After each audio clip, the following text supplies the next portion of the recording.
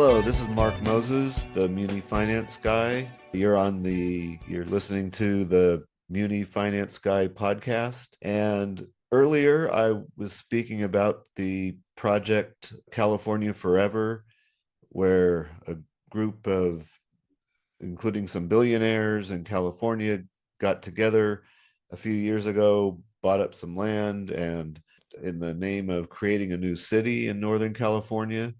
And I talked about some of the issues they ran into and how California has made it exceedingly difficult for anybody to innovate and develop and even just keep up with the demand for housing.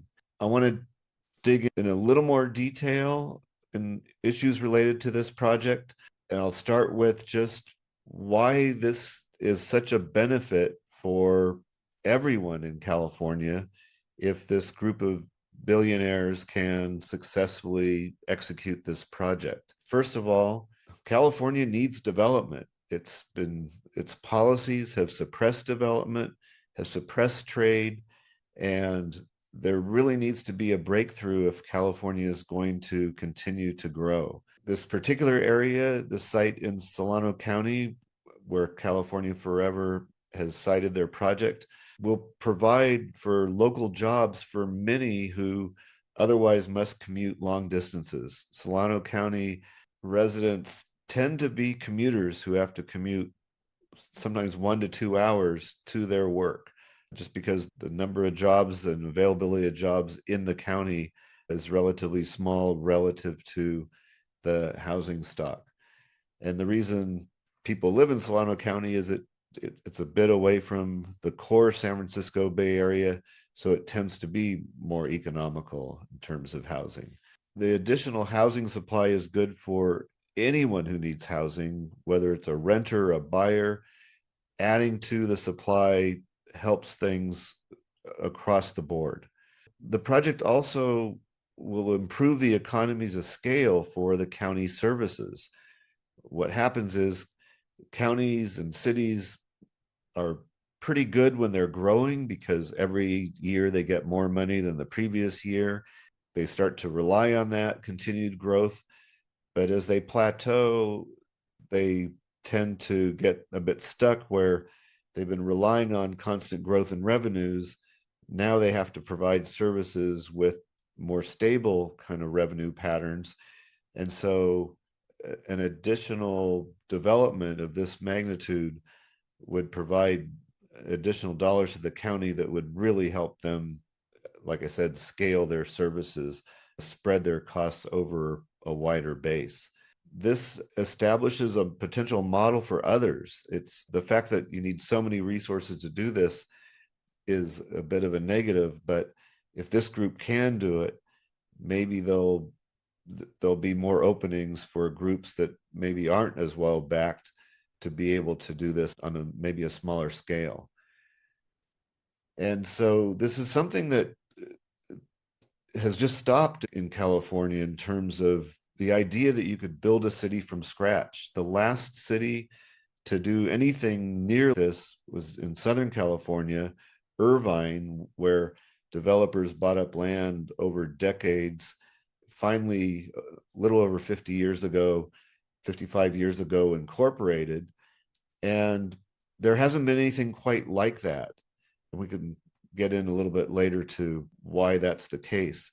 But in terms of just the development and the way cities proliferate.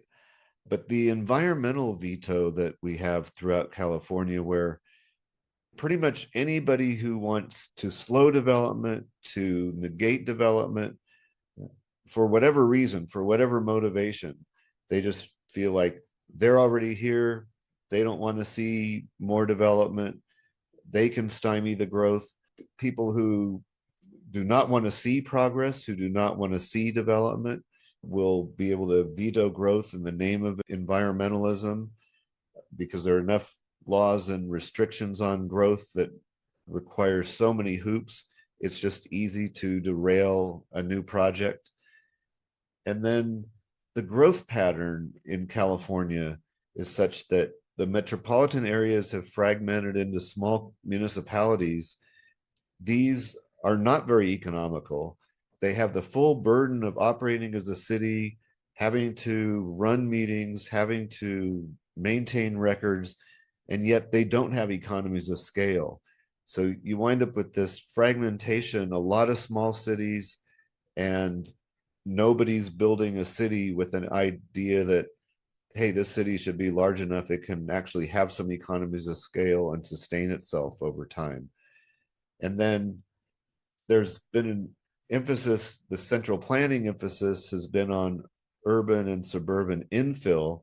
And I think some of this is in response to the environmental pressures. And so it's just easier to, in one sense, do something with land that's already been sited within a city or is on the periphery and infill develop that way rather than build something anew. But these have their own problems because with all the regulations, infill projects are not always very economical, not attractive to developers. And so we've really got developers coming and going. We don't make urban and suburban infill particularly attractive, and we don't make the development of a city fresh very attractive. So just to step back a little bit, why did businesses come to California in the first place? And what really spawned all the development that we've seen in the last many decades throughout California? There are several factors. The Pacific Rim location, being a gateway to Asia, was when things were a bit freer, was a real attraction to and stimulated the growth throughout California. We've got major ports that take in shipments, many from Asia, some from other places. That location played a big role. The fact that California has a diverse climate and agriculture, another plus that made California attractive for people and created an ability to grow the state. The natural resources, going back to the gold rush with gold, later with timber and oil, also attracted people. Then there was a kind of a risk culture, whether it was people attracted during the gold rush or people attracted to the technology, to silicon, where it was where you could start companies up in your garage, you could start companies on your own and grow them into something that you could later, that either became big or that you sold to another company that was already established. There was that entrepreneurial risk culture that I think when people were moving west, they were looking for opportunities. They, many of them could have stayed and maybe survived at a certain level from the Midwest or the East or where they came from, but they wanted something, they had dreams, they wanted something bigger and better. And then immigration. California is a large immigrant population, whether from the South or from Asia.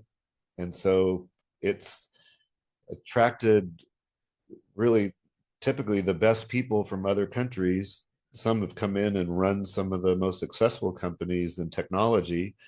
Others have brought their talents to other fields, but that's pushed California forward and has been an advantage in terms of how the cities or how the state has been able to develop. And then there was a phenomenon of not just people looking for maybe better weather, better opportunity from the Midwest, but also an escape from the old world kind of cronyism and constraints in the East Coast, where there was a lot of union domination, a lot of cronyism that made it difficult for people to, especially up and coming people, to trade. So they looked for places that had more freedom. And just to look at where this has come and why things are so difficult now, our gateway to Asia has been negated to a great extent by anti-trade policies. Now, those aren't all state policies, some of those are national, but that has an effect on California. Whereas California used to take advantage of its potential for agriculture. Poor water management has undercut that. Where California has these natural resources like timber and oil, the anti-development, anti-growth policies have undercut the natural resources that really help make the state what it is. The risk culture, we're now punishing the success of those who take risks and the entrepreneurs with progressive taxes that have really created an awkward situation in terms of the way the state is financed, but really punishes success.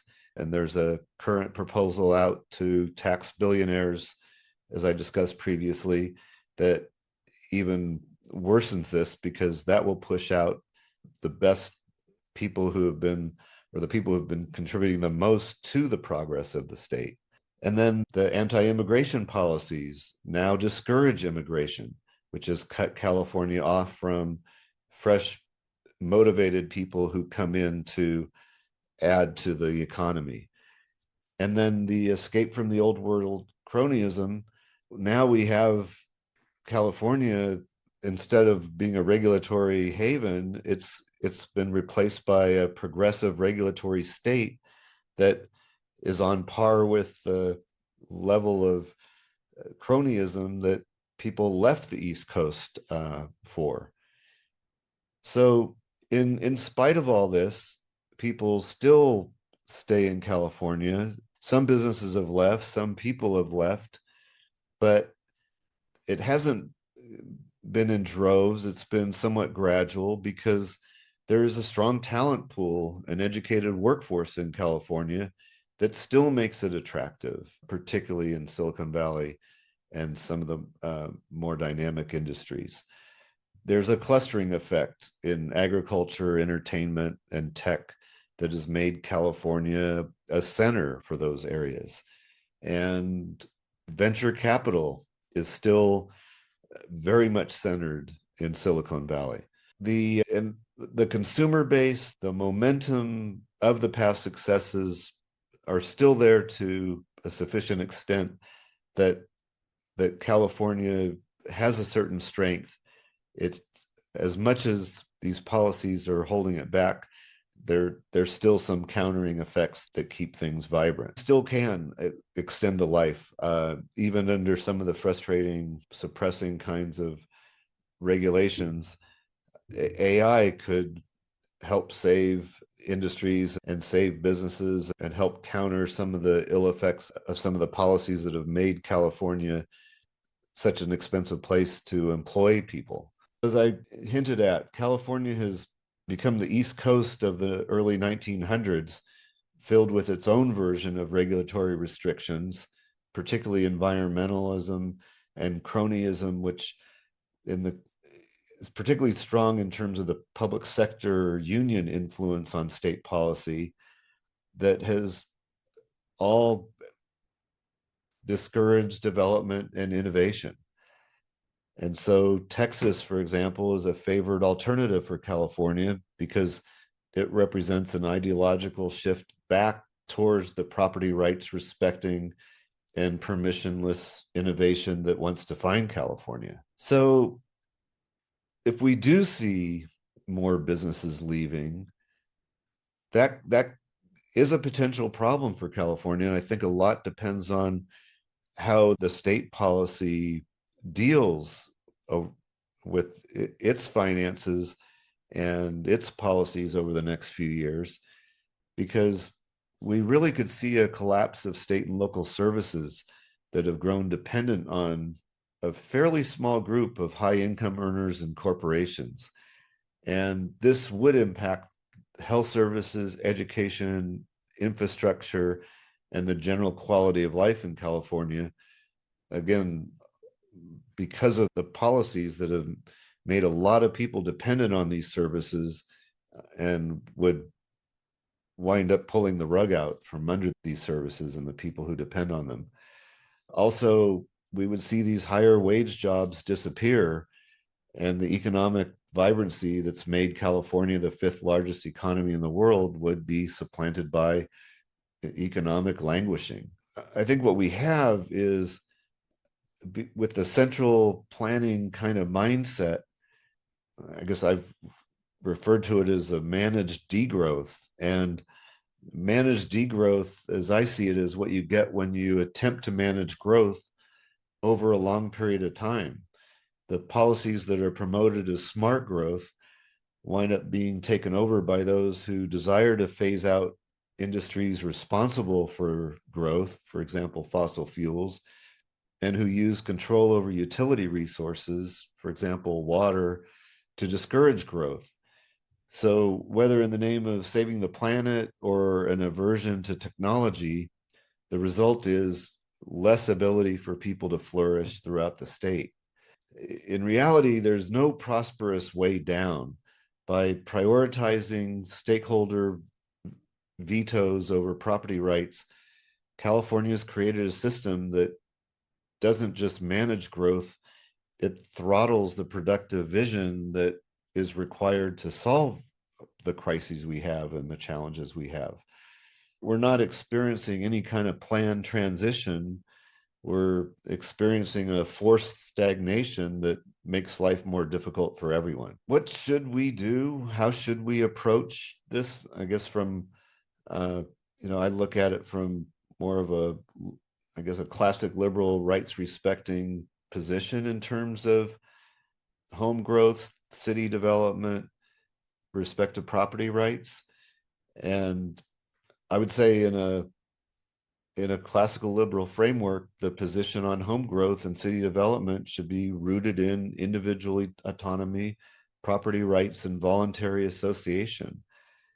And so what we have is, we've got, if you will, a right-wing view that prioritizes traditional aesthetics and traditional kind of past structures, maybe going back to the 50s or 60s, or left-wing views that focus on state-led redistribution and other progressive type tax policies and central control policies. A classic liberal perspective would argue that the right to build is an extension of the right to own, and the right to own is an extension of your individual rights and freedoms to associate. It's bringing back building by right, freedom of association versus central planning, and government as a protector of rights, not a restrictor of rights, which means the local government would legitimately deal with things like nuisance laws as opposed to zoning and prescriptive type of use of land. And bottom line is, we need to respect the prerequisites for wealth creation if we're going to be a wealthy state, and that means freedom and property rights. So what would be a legitimate worry about the proposal for a new city? Because there are some real issues here. One could be legitimately concerned about the physical capacity of the new city to support new residents. For example, in the case of water rights, the state controls water rights throughout California. And this is another area in which property owners act by permission, courtesy of the State Water Resources Control Board. And such state control generally works against developers and property owners, but it also allows for the politicization of water rights and crony type influence by developers. Similarly, the municipal service structure generally works against developers because it requires them to buy into infrastructure models for roads and sewers and service models for fire suppression, for which they may have better, more economical solutions, but they're forced into these structures. But the same municipal service structure can be abused and manipulated, diverting funds from existing cities, thus reducing the developer's costs at the expense of nearby residents. So there are some legitimate worries, but the source of those worries is really the fact that we've socialized these utility type services and we've put them in the state's control, which means they can be abused. I saw this at the local level where the development kind of went one of two ways. Sometimes the developers were abused and they were held up to pay crazy amounts of money for rights to develop their own land.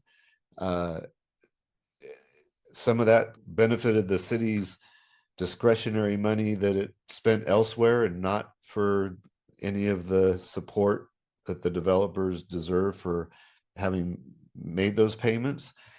And then I've seen developers abuse the cities where they got in really for less than they should have paid for the infrastructure they were taking over, and left the future homeowners and future taxpayers to pick up the tab.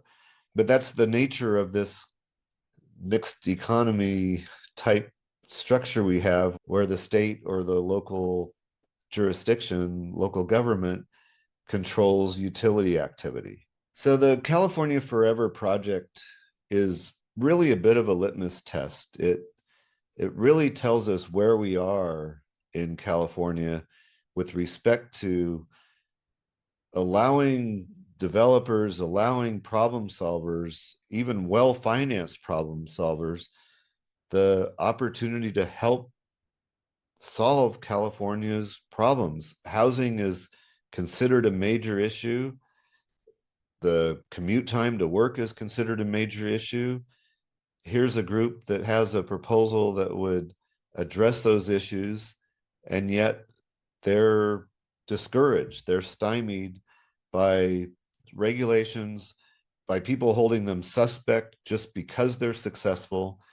And this doesn't bode well culturally for California and attracting people with this kind of innovative mindset. I think this is a project to watch and see.